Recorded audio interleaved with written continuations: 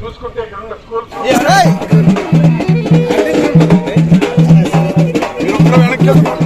మీరు పడుతున్నారు.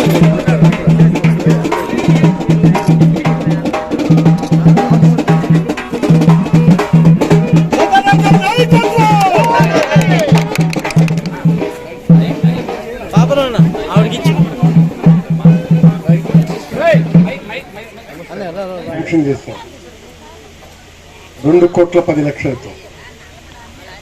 అలాగే రేపు అక్కడ వేస్తున్నాం తోటాడ దగ్గర నుంచి అయ్యవారపేట మీదుగా అన్నంపేట మీదుగా అక్కడ గవర్నమెంట్ రోడ్డుకి మనం కనెక్షన్ కలుపుతూ అక్కడ ఒకటి 2,10,00,000 రూపాయలు.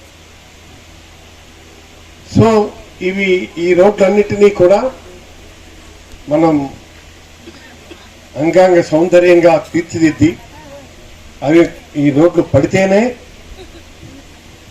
ఈ గ్రామాలన్నీ కూడా దానికంతా ఒక దాన్ని ఏమంటాం మనం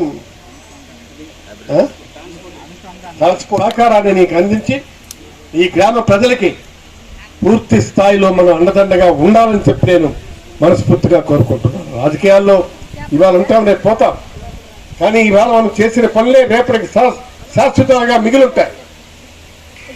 అందుకే రోడ్లు చూస్తే కేశవదాసపురం దగ్గర నుంచి మొత్తం ఈ రోడ్లన్నీ మనమే వేశాం. మళ్ళీ ఎక్కడ మన గోకన్నపల్లి దగ్గర నుంచి అలాగే రామదాసపుర అగ్రహారం వరకు అచ్చిపాల వలస వరకు ఇవాళ మనకు ఒక బిట్టుంది ఆమ్దాల వలస, ఏదది నెల్లిమెట్ట రోడ్డు కూడా దీంట్లోనే పెట్టి మనం చేశాం. అంటే మీకు ఎందుకు చెప్తున్నానంటే ఈ రోడ్లన్నీ కూడా ఎవరు చేశారని చెప్పంటున్నాను.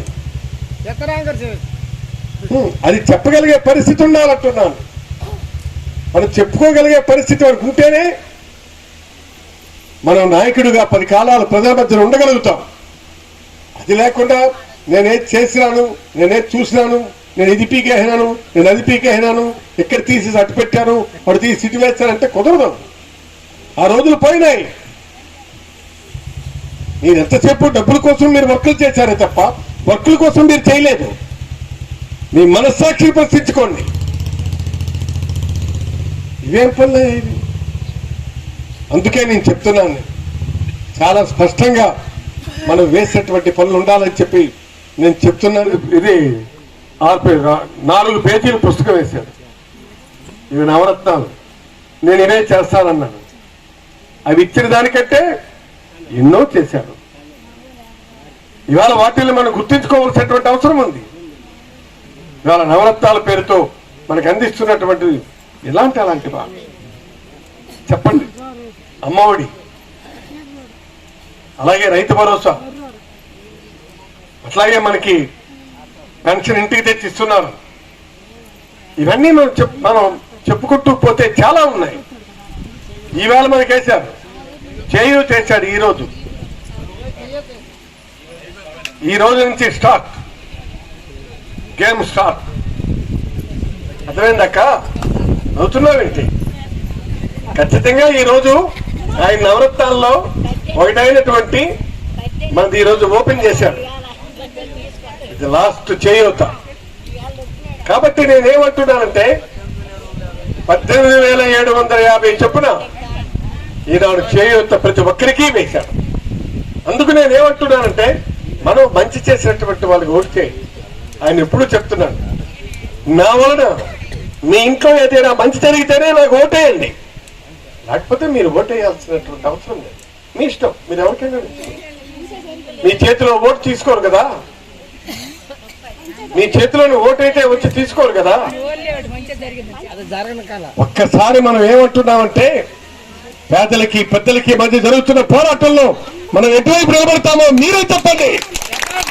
మీరే చెప్పి మీరు ఓటు వేయండి. చెప్పండి, ఎటు నిలబడతారు? పేదల పక్షాన్ని నిలబడతారా, పెద్దల పక్షాన్ని నిలబడతారా? పేదల పక్షాన్ని నిలబడాలి, అది మన కర్తవ్యం. ఆయనే చెప్పాడు, గెలిస్తే గెలిచారు, ఓడితే ఓడాను, but my stand is before the poor people. I stood with them. నేను ఆ ప్రజల తాలూకా వాళ్ళతోనే నేను ఉంటాను, వాళ్ళతోనే నేను నిలబడతాను. నా జీవితం అందుకోసమే ఉండాలి అంతే తప్ప ఈరోజు మేము ఏదో తలుకులు మెరుపుల్ని చూసి నేను రాను, నాకు అవసరం లేదు పొమ్మనమన్నాడు అతను. కాబట్టి దయచేసి మనం ఖచ్చితంగా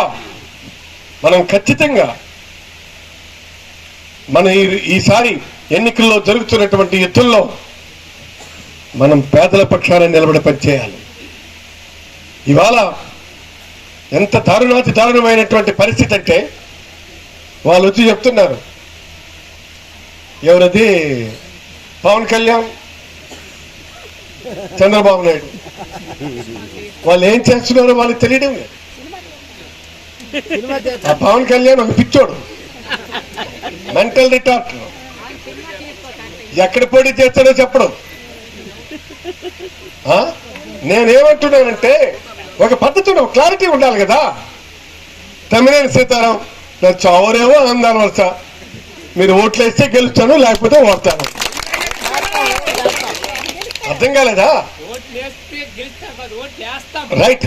నేనేమంటున్నానంటే మనం ఆ పద్ధతిలో మనం వెళ్ళాలి తప్ప నేను ఈ రోజుకి ఎక్కడ, రేపు ఎక్కడ, మరొక దగ్గర, ఇంకొకటి దగ్గర, అది కరెక్ట్ కాదు.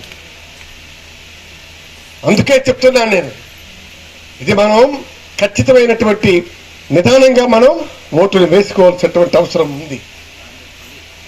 ఆ ఓటునే మనం సద్వినియోగం చేసుకోవాలి. అందుకే ఆయన అన్నాడు, నా వల్ల మీ ఇంట్లో మంచి జరిగితేనే నాకు ఓటు వేయండి అన్నాడు. అది చిన్న మాట ఏం కాదు.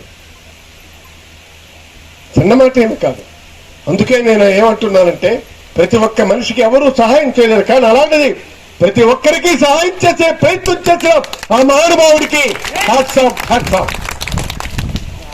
అందుకే మీ అందరికీ నేను విజ్ఞప్తి చేస్తున్నాను. ఇంకా ఎంతో చెప్పాలని ఉంది.